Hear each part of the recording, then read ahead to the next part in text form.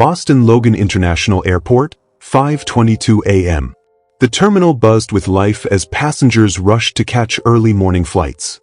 Among them was Clara Monroe, a 32-year-old art restorer known for her delicate precision and quiet brilliance. Dressed in a navy trench coat with her chestnut hair tied loosely, Clara wheeled a single silver carry-on behind her. She looked calm, but her eyes darted around, scanning faces. As she boarded Swissair flight LX53 to Zurich, she paused for a moment, sending one last voice note. Before we dive into this gripping story, drop a comment below and tell us where you're watching from. And if you love stories packed with mystery and drama, don't forget to like this video and hit that subscribe button. There's so much more coming your way. It's finally happening, Ethan. I think I'm close to something. If I don't call you by the 15th, look into the painting. You'll know which one. The plane took off at 6:03 a.m. She would never be seen again. 3 days later, Ethan Monroe stared at his phone in disbelief. His sister Clara hadn't called. Not once. Not even a text. He called her Zurich Hotel, Hotel Eden Olac, but they claimed she never checked in. He tried her phone. Voicemail. Again and again. He contacted Swiss authorities, who told him there was no missing person report. The airline confirmed she boarded the plane. But Zurich Airport claimed they had no footage of her arriving. How could someone just vanish between landing and arrival? Ethan packed a small bag, took a leave of absence from the Boston Globe, and booked a flight to Switzerland. He was going to find Clara. Ethan arrived in Zurich to cold drizzle and colder bureaucracy. The police brushed him off with politeness that stung. His sister was an adult. Adults disappear all the time, they said. Perhaps she left on her own? But Ethan knew Clara. She never missed a deadline, never left things hanging. And she loved her work. He visited the Hotel Eden, showed the receptionist Clara's picture. The pause. A flicker of recognition, but then denial. No record. No sighting. Later that evening, Ethan reviewed Clara's voice note again. Look into the painting, she had said. But which one? Then, a stranger slipped a note under his hotel door. She found the fresco. Meet me at Grossmünster Church. Midnight. At midnight, the church loomed like a ghost in the mist. Ethan waited nervously under the bell tower. A figure approached, a woman in her 30s, speaking perfect English with a slight Swiss-German accent. Clara was here, she said. She was looking for a painting tied to Operation Valkyrie. Something the Nazis tried to erase. Her name was Mila Hartmann, an art historian turned translator. She handed Ethan a small notebook with Clara's handwriting. Inside were sketches of a painting not listed in any museum. A fresco hidden in a crypt beneath the church, never open to the public. She went in there, Mila whispered, but I don't think she came out. The next day, Ethan and Mila bribed a maintenance worker and slipped into the ancient crypt. Beneath centuries of dust and stone, they found the fresco. It was haunting, a woman cloaked in blue, surrounded by shadowy figures, holding a key and a severed chain. On the wall next to the fresco, etched faintly, was Clara's name and a symbol, an Ouroboros wrapped around a chalice. Suddenly, footsteps above. Someone else was in the church. Ethan and Mila barely escaped through a narrow tunnel that led to the canal. Clara hadn't just stumbled into a mystery. She had been pulled into something far older and far darker. Ethan and Mila's next lead pointed to Gregor Volken, a notorious Swiss art collector with deep ties to elite European networks. Clara had mentioned his name briefly in an email weeks before her trip, just once, with a strange subject line, "The man who owns what shouldn't exist." Ethan managed to schedule a meeting by posing as a journalist doing a feature on private European art vaults. Volken's mansion was a fortress, motion sensors, guards in suits, biometric locks.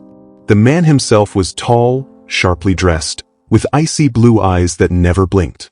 "I've never met your sister," he said smoothly, "but I've heard of her. Brilliant hands. Shame she's lost." As they left, Mila whispered, "He's lying. He has the fresco, or something connected to it." And then Ethan noticed something chilling, on Volken's fireplace mantel, a sketch in a gold frame. Clara's sketch. Back in Mila's apartment, They spread Clara's notebook across the table.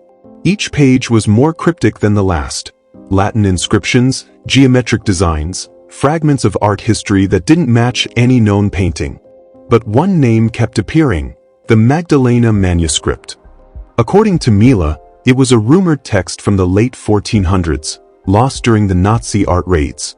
It allegedly contained encrypted instructions for accessing an underground archive of stolen art, and something more dangerous, a register of altered identities used to protect fugitives of war. Clara had linked this manuscript to the fresco and to Volkit. If she found the manuscript, Mila said, she threatened something bigger than stolen art. She threatened powerful people's secrets. Clara's notes referenced St. Gertrude's Cathedral, just outside Zurich. Beneath the church, legend spoke of a buried vault built by monks during the Reformation. With forged permits and flashlights, Ethan and Mila entered through a crumbling side door one rainy evening. They descended into a stone chamber smelling of damp parchment and ash. At the end of the room, they found it. A rusted vault sealed with an old brass lock. Inside, a World War II-era journal, written in German. A photo of Clara standing beside a man in a 1940s US military uniform, impossible. And a USB drive wrapped in oilcloth. Ethan plugged the drive into his laptop. It contained high-res scans of paintings, with embedded QR code patterns. Digital fingerprints. Clara had uncovered a digital map of the real and falsified art world, and identities hidden within it. That night, Ethan felt watched. While riding the S-Bahn back to central Zurich, he noticed a man in a black peacoat watching him from the far end of the train. Mila noticed too. When they got off at the next stop, the man followed. As they exited the platform, a motorcycle roared toward them. No headlights, fast, quiet. Mila screamed, yanking Ethan backward just as the motorcycle flew by, nearly clipping him. It was no accident. They ran. They hid in a bookstore basement for hours before daring to return to Mila's apartment. Someone knew they had Clara's files, and they wanted them silenced. Desperate, Ethan contacted the US Embassy in Zurich. He arranged a meeting with an official named Dale Hargrove, who claimed to have known Clara from past restoration projects in Italy. Inside a sterile conference room, Dale listened quietly as Ethan detailed everything: the fresco, Vulcan, the attack. Then he leaned forward. "You don't know what you've stepped into," he said softly. "You and your sister have tripped an old wire, one woven into the post-war intelligence network. It's not just about stolen art, Mr. Monroe. It's about stolen lives. And replacement identities." Dale handed Ethan a folder. Inside, a photo of Clara. Only, this Clara was listed under a different name, Elena D'Amico, an Italian citizen, born in 1977, died in a car crash in Sicily. "Get on a flight home, Ethan," Dale said. "Before this story finishes you too." But Ethan had come too far to turn back now. Back in his Boston apartment, Ethan couldn't sleep. Clara's second identity, Elena D'Amico, gnawed at him. He dug through an old storage box from their childhood home. Family photos, school records, letters. One stuck out. A postcard from Italy, dated 2002. Still tracing the echoes of the chapel. The red key hides in plain sight. It was signed ED. ED? Not CM? Ethan called their childhood neighbor, Mrs. Langley, now in her 80s. She hesitated before answering. "Claire, who was never a baby when she came to live with your parents, Ethan. She was almost 4. They told us she was adopted from overseas, Italy, I think. But we were told not to ask questions." Clara had lied about her past. Or maybe she didn't know it herself. Ethan flew back to Zurich and met Mila in a rented flat outside the city. Together, they studied the high-resolution images from the USB. One painting stood out, The Veiled Prophetess, attributed to an anonymous 15th century artist. Using image software, Mila enhanced the scan, and beneath the upper layer of paint, they discovered a hidden Latin phrase. Cognitio doloris veritatem paret. The knowledge of pain births truth. Coordinates were embedded in the file metadata. They pointed to Vienna. Ethan realized Clara had discovered that certain lost paintings weren't just stolen, they were intentionally altered to hide secrets. Messages.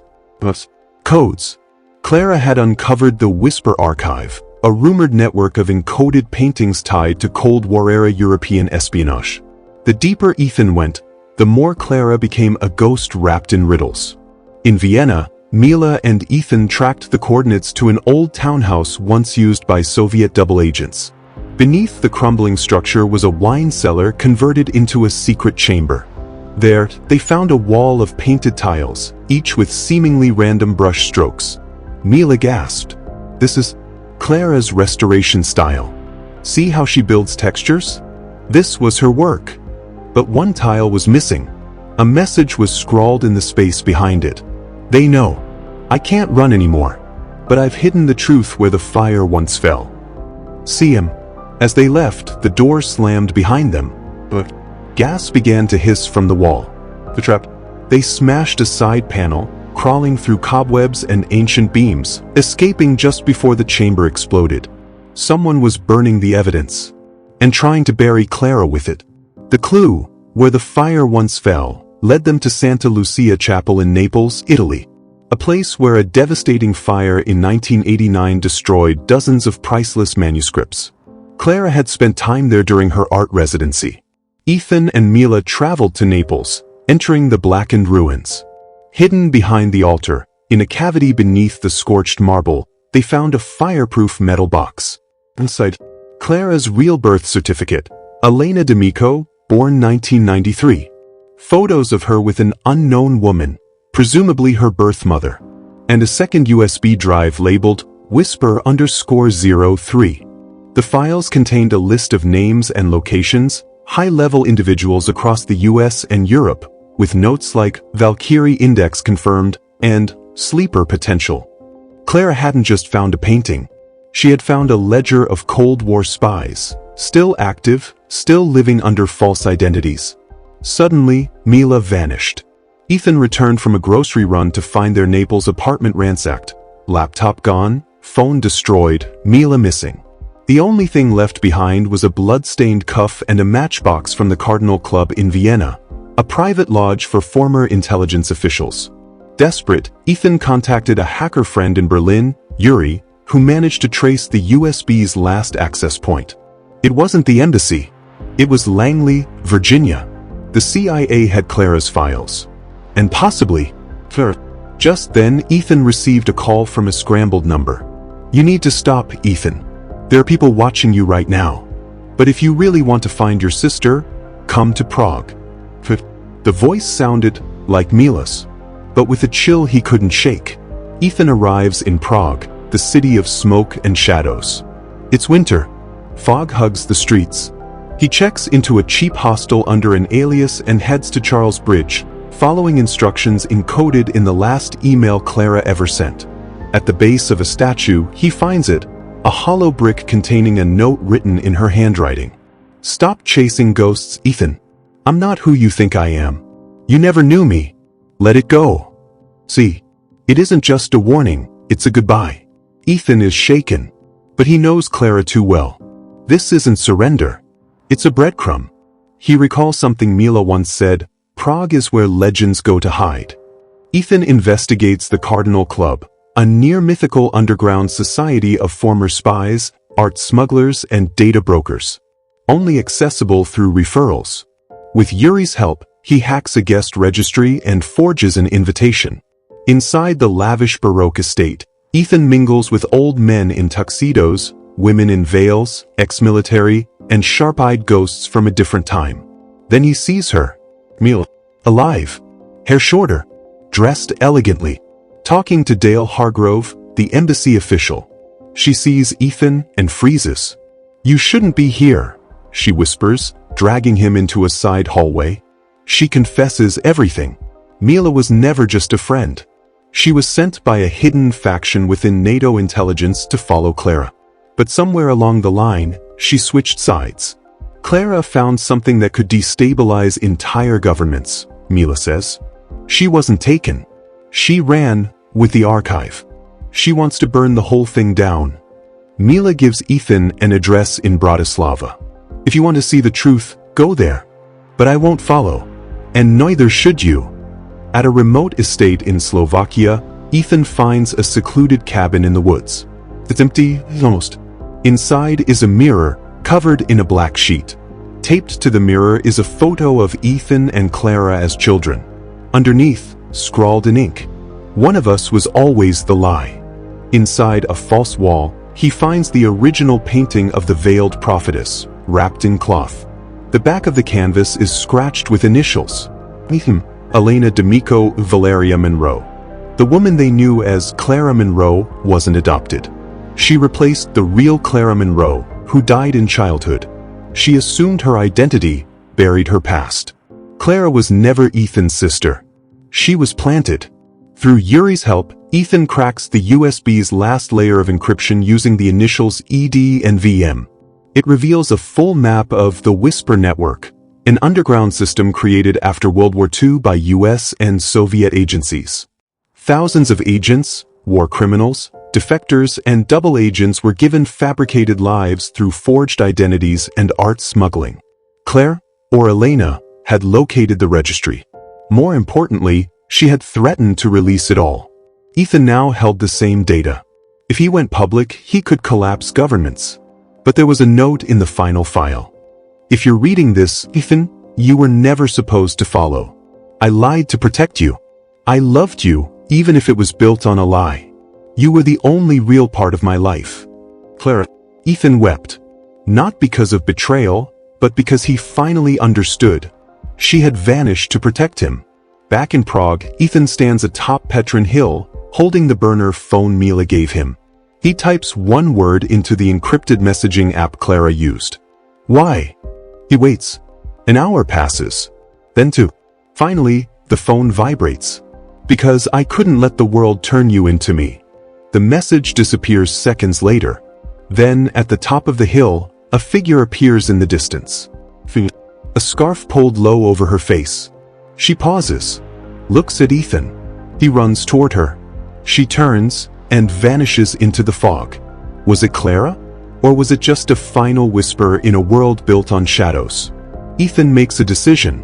He sends 3 encrypted files from Clara's Whisper archive to trusted journalists in Berlin, London, and Washington, only fragments, enough to validate Clara's claims. He keeps the rest hidden on an isolated drive in a Swiss safety deposit box. Within 72 hours, the world reacts. Headlines erupt. Hidden Cold War spy network may still be active. Art forgery linked to NATO archives leak. Who is Clara Monroe? Governments deny everything. But behind closed doors, Ethan becomes a target. His bank accounts are frozen. He's trailed through the streets of Prague. One night, Yuri is found dead, stabbed in a Berlin alley. Ethan flees to Lisbon, the city Clara once called her last safe place. Lisbon is warm, bright, but filled with shadows. Ethan rents a room above a bookstore in Alfama and works by candlelight. He keeps moving, changing cafes, routes, patterns. Then one night, a flash drive arrives in his mailbox. No return address. Only a red wax seal, the Whisper symbol. On it, video footage.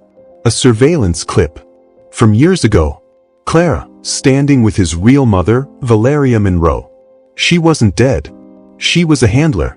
Valeria had adopted Clara, Elena D'Amico, not out of love, but as a grooming mission. Clara was raised to take the identity of the real Monroe daughter, who died in childhood under mysterious conditions. Ethan watches in horror. His mother orchestrated everything.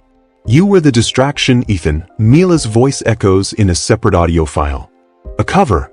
A reason to keep Clara close to the US without suspicion. His life, his childhood, was a constructed memory, built on buried bones.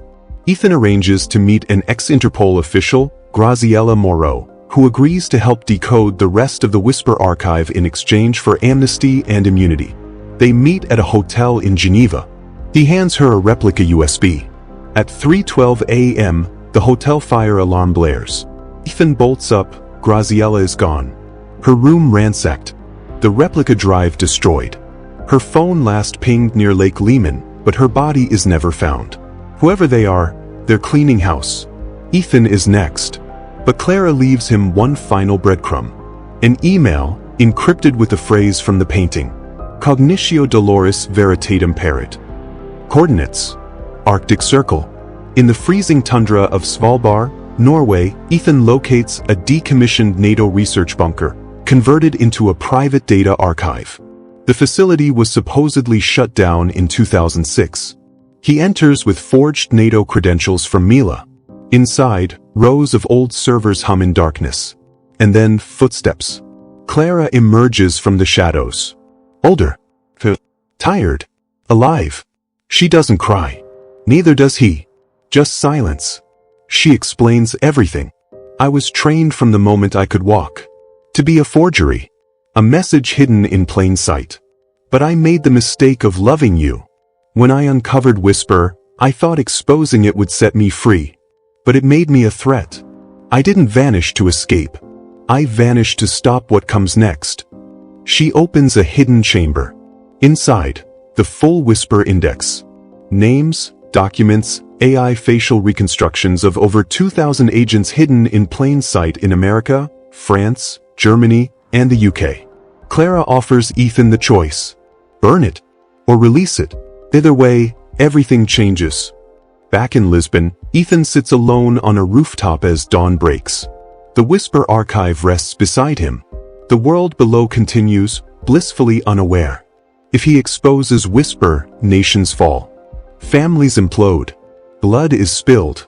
If he destroys it, Clara's sacrifice, Yuri's death, Mila's betrayal, all for nothing. He inserts the USB into his secure laptop. He types an email to a journalist. Subject: Truth. As promised. Attachment: Whisper_archive.7z. His finger hovers over send. But then he hears it, a soft sound. Behind him, footsteps. Clearance. A gun. A silencer. A man in gray. No face. No name. Walk away, Mr. Monroe, the man says. Or vanish like your sister. Ethan stares into the barrel. Then he smiles. You still think she's the only ghost in the room? He hits enter. The email sends. And in that moment, far across the world, a system of lies that had lasted 70 years begins to burn. The Whisper archive detonates across the internet like a viral storm. Names of covert agents leak. A list of high-level Western and Eastern officials with falsified identities hits public servers. International news channels explode with scandal.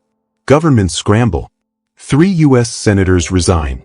A NATO general is arrested in Belgium. Berlin's intelligence director is found dead in his apartment, apparent suicide.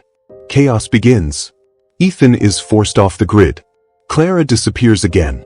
Mila resurfaces in Montenegro, disguised, leaking smaller files to activists. But the world has changed. Ethan's face is now on every screen. The man who broke Whisper, Time magazine. He's a hero to some, a traitor to others. But behind closed doors, something darker begins to stir.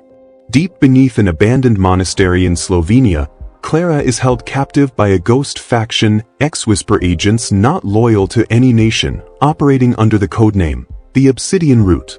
They didn't want the archive for protection. They wanted control. They intend to use Clara as leverage, to lure Ethan into retrieving the final key, the Omega List, a rumored master index of embedded agents so deeply woven into society, even the CIA doesn't know their names. Clara resists interrogation. Until one morning she's given a mirror. She stares. Taped to the glass. He's still alive. But only if you cooperate. She screams. Ethan is smuggled into Austria with Mila's help. Using decrypted Whisper maps, they track the Omega Vault to a hidden tunnel inside the salt mines of Hallstatt, a chilling, echoing place once used to hide art during World War II. They descend into the darkness. Armed guards await, but Mila neutralizes them with swift precision, a side of her Ethan had never seen. Inside they find Omega, not just names, but plans. Contingencies. Blackmail material. Psychological profiles. Election tampering blueprints. Even personal data on Ethan himself, labeled Custodian Alpha. Emotional weapon. Asset, CM02. Ethan collapses to his knees. All along, he wasn't the truth teller. He was the insurance. Clara escapes. Using a toothpick and a paperclip, classic whisper training, she breaks free, overpowers her handler, and takes a stolen phone. She contacts Ethan with one phrase only they would understand. "Find the lighthouse, where we burn the map." Ethan remembers their childhood vacation on the cliffs of Cornwall, England, where they buried a box of secrets beneath an old lighthouse. He flies there with Mila. Clara is waiting, gaunt, shaken, but alive. Reunited at last, Ethan and Clara embrace under a gray sky.